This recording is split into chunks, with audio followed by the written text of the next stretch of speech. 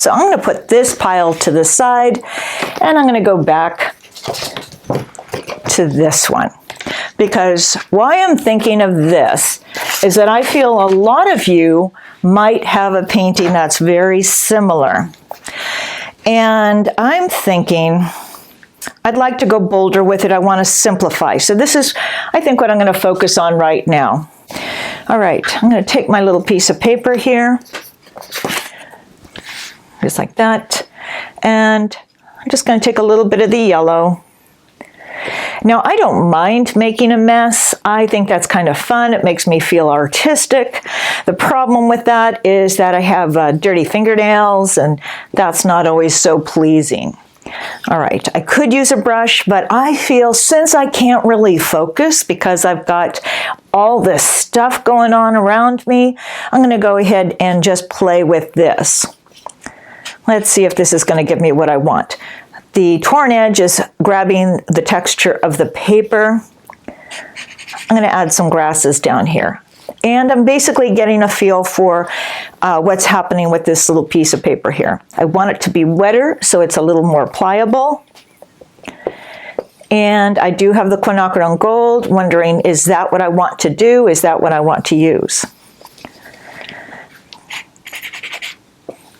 I could use a brush. The paper still will hold water.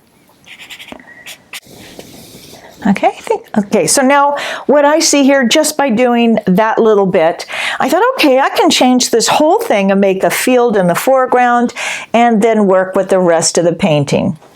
So I'm not too concerned of what I'm doing right now. I'm just trying to get a little bit of color in here. So why I'm doing this instead of that, I got too dabby. I'm trying to force myself to get away from those dabs. Okay, I like the effect in there. I might come back in and use some of the trees, and then I will do some unifying in a second. Okay, so here I think I'm thinking, do I want to use this brush to soften the edges? If I do, what'll happen is it's going to add a lot of water. I'll like it. It's going to take it, it'll be longer for it to dry. What I really like is the color intensity by using that application. That worked nicely. That's okay. We need to go darker in the background. Let's see, I could use a number. I've got lots of texture there. I like that more. And maybe I want to go a bit darker. Just try to get some texture there. And maybe, since those are trees in the background, I'm going to try to just, I think they're too far for big tree poles, but I'm going to play with the texture and see if I like that. Okay, I'm going to take a little burnt sienna and French ultramarine blue. And let's find the corner. Let's just get it in there.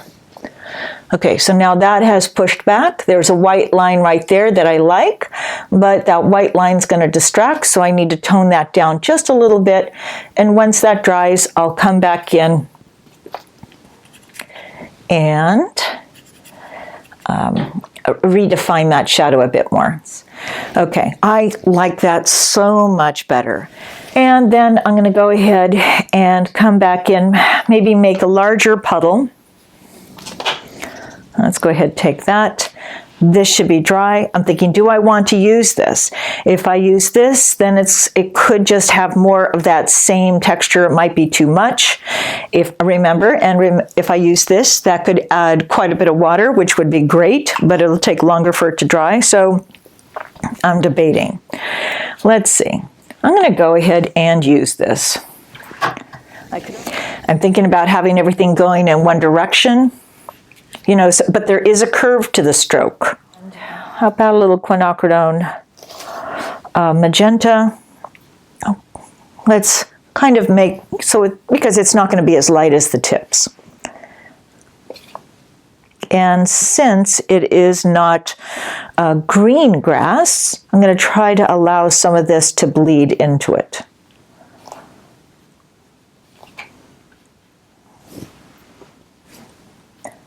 Okay, once it dries, I can come back in with a little more detail. So I didn't want to dry it all the way. It's still pretty damp, but since this is on the 300-pound cold press paper, it's not really going to give me the same effect as it would be on the hot press paper. So, and that's where it would do some pooling and some fun things like that. So let's see, we've got this. I could go a little darker in that area, get that shadow in a bit more. Let's make our little French ultramarine blue burnt sienna blend up here. So it's just not too angular. I think that's kind of interesting. And I'll go right underneath this, like that. And if I want to give the impression of any little slats, now this has a little more shape to it. Let's see if I can just use a light value and break that up. Similar to the little barn, the little red barn. So you're reinforcing some of the skills that you've already learned in some of the other lessons. Find the top of some of these. Now that stands out.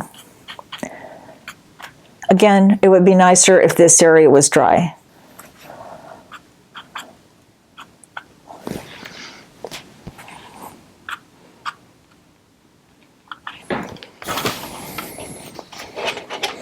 Now we have a nice fall painting. And that would have been something I would have thrown away. And I think that's kind of fun.